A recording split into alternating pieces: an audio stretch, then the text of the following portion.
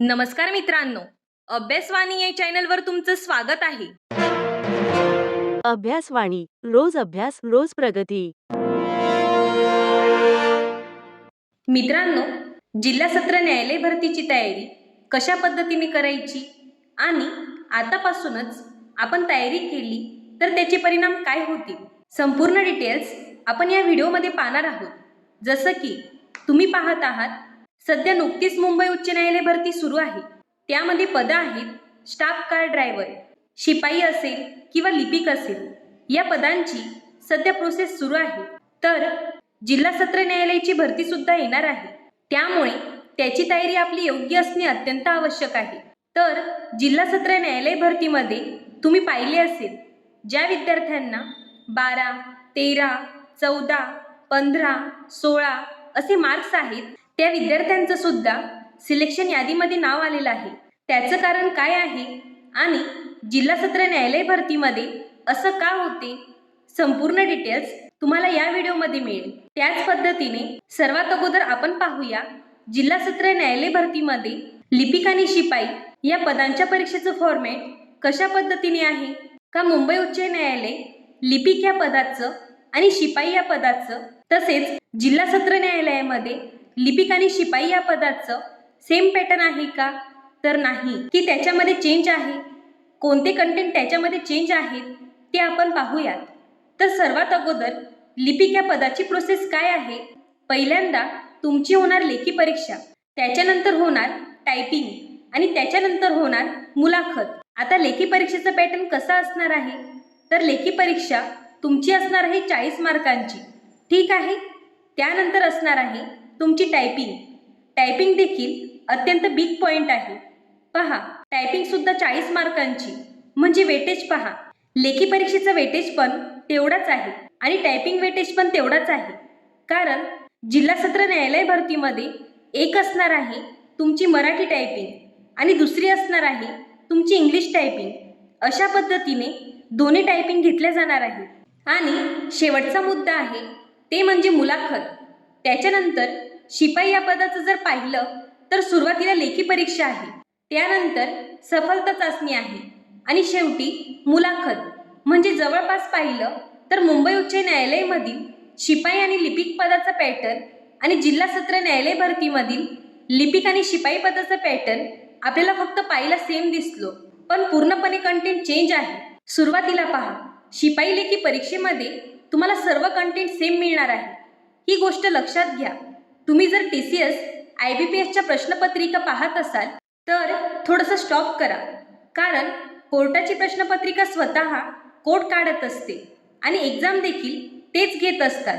जरी TCS कंपनीला exam घ्यायचा त्यांनी कॉन्ट्रॅक्ट दिला असेल, मात्र पेपर ते स्वतः काढतात. त्याच्यामुळे एक गोष्ट लक्षात घ्या, यांचे सर्व पेपर सर्व कंपन्यांपेक्षा जे एक्झाम घेतले त्यांच्यापेक्षा डिफरंट असतात. त्याच्यामध्ये साम्यता तुम्हाला आढळणार नाही. शिपाई असो किंवा लिपिक पद असो, तुम्ही पाहिलं असेल मुंबई उच्च न्यायालयामध्ये जे काही ऑफलाईनचे आपले पेपर होतात, त्या पेपरचे लेवल आणि बाकी अदर सरळ सेवेचा लेवल कसा असतो, कंटेंट कसे असतात, तर एकदम वेगळे असतात. तर बघा मित्रांनो, शिपाईमध्ये मराठी आहे, त्याच्यानंतर मॅथ आहे, रिझनिंग आहे, GS आहे आणि इंग्लिश सुद्धा. म्हणजे जवळपास सर्व कंटेंट शिपाई या पदामध्ये आहे. मुंबई उच्च न्यायालय शिपाई या पदामध्ये इंग्लिश नव्हती, पण यामध्ये इंग्लिश आहे.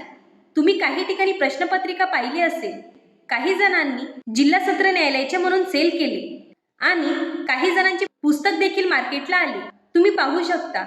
त्यामध्ये टायटल दिलेला आहे मुंबई उच्च न्यायालय मागच्या वर्षी झालेल्या प्रश्नपत्रिका. पण मागच्या वर्षी झालेल्या प्रश्नपत्रिकांमध्ये इंग्लिश नव्हती, पण यामध्ये इंग्लिश असणार. आणि मागची जी 2023 मध्ये भरती झालेली होती, त्यामध्ये जर तुम्ही पाहिलं तर पात्रता जरी शिपाईला 7वी पास दिलेली असेल, मात्र पेपर क्लर्कपेक्षा हार्ड होता. तर यामध्ये लेखी परीक्षामध्ये काय असणार आहे, मॅथ, रिझनिंग, कम्प्युटर, त्याच्यानंतर इंग्लिश सुद्धा असणार आहे. दोघांचा पॅटर्न सेम आहे, फक्त पेपरचा लेवल जो आहे तो कमी आणि जास्त असेल. अशा प्रकारे शिपाई या पदामध्ये कम्प्युटरचे प्रश्न तुम्हाला येणार नाहीत, पण लिपिक या पदामध्ये कम्प्युटरचे तुम्हाला प्रश्न येतील. आता राहिला प्रश्न, या सर्वांची नेमकी प्रोसेस कशी असते. तर ज्या पद्धतीने आपली हायकोर्टची प्रोसेस होती त्याच्यापेक्षा पूर्णपणे वेगळी असते. जरी जिल्हा सत्र न्यायालयाची भरती हायकोर्ट कंडक्ट करत असेल तरीही मात्र तुम्हाला जे फॉर्म फिलिंग करायचे असतात तुम्ही कोणत्याही जिल्ह्यामध्ये फॉर्म भरू शकता. गेल्या वेळेस जर पाहिलं तर असे काही कॅन्डिडेट आहेत ज्यांनी 2-2, 3-3 जिल्ह्यांमध्ये फॉर्म टाकले आणि नशिबाने त्यांचं जे टाईम असते ते वेगवेगळं दिलं. ज्या ठिकाणी त्यांचा अतिशय कमी कट ऑफ लागला त्या ठिकाणी ते पात्र झाले आणि पुढील प्रोसेससाठी ते सिलेक्टेड झालेले आहेत. कारण त्यावेळी काय झालं, जाहिरातीमध्ये सूचना नव्हती की तुम्ही एकच फॉर्म भरा, 2 फॉर्म भरा. त्याच्यामुळे विद्यार्थ्यांनी फॉर्म फिल केले, पण जी फायनल टेस्ट असते त्यावेळेस मात्र मुलाखत द्यावी लागली. कोणत्याही एकाच जिल्ह्यांमध्ये ज्या ठिकाणी त्यांनी फॉर्म भरला होता त्यांना वाटत होतं की या ठिकाणी लागू शकतो आणि त्या ठिकाणी ते गेले आणि सिलेक्शन पण झाले. तर यावेळी देखील अशा पद्धतीने होऊ शकते. प्रत्येक जिल्ह्याचा कट ऑफ हा वेगवेगळा लागतो. डिपेंड असते तुमच्यावर कोणत्या जिल्ह्यांमध्ये टाकणार. तर गेल्या वेळेस असं झालेलं की काही जिल्ह्यांचा कट ऑफ हा अतिशय जास्त तर काही जिल्ह्यांचा अतिशय कमी. तर बरेच विद्यार्थी त्यामध्ये सिलेक्टेड झालेले आहेत. ज्यांना अतिशय कमी मार्क्स होते त्यांचे सिलेक्शन झाले आणि जे विद्यार्थी अतिशय जास्त मार्क्स घेतलेले होते ते सुद्धा लागलेले नाही. अशा पद्धतीने जिल्हा सत्र न्यायालय भरतीमध्ये होतं. तर मग यामध्ये बाजी कोण मारणार आहे. तर बघा मित्रांनो, सर्वात अगोदर जो विद्यार्थी सुरुवातीपासून तयारी करतो तोच बाजी मारतो. तर बघा मित्रांनो, टायपिंगची तुम्ही आतापासूनच तयारी केली तर तुमची स्पीड आहे ती अतिशय फास्ट होईल आणि आउट ऑफ मार्क्स तुम्हाला मिळतील. त्याचा फायदा हा असा होतो, जर लेखी परीक्षेमध्ये तुम्ही कट ऑफमध्ये बसला आणि टायपिंगमध्ये जर तुम्ही आउट ऑफ मार्क्स घेतले तर 100% सिलेक्शन फिक्स आहे. त्यामुळे या दोन्ही गोष्टी खूप इम्पॉर्टंट आहेत. आणि शेवटी एकदा सांगते, मुंबई उच्च न्यायालयाचा पॅटर्न पूर्णपणे डिफरंट आहे आणि जिल्हा न्यायालय भरतीचा पॅटर्न पूर्णपणे डिफरंट आहे. लेखी परीक्षेचा आणि टायपिंगचा सुद्धा. अभ्यासवाणी, रोज अभ्यास रोज प्रगती.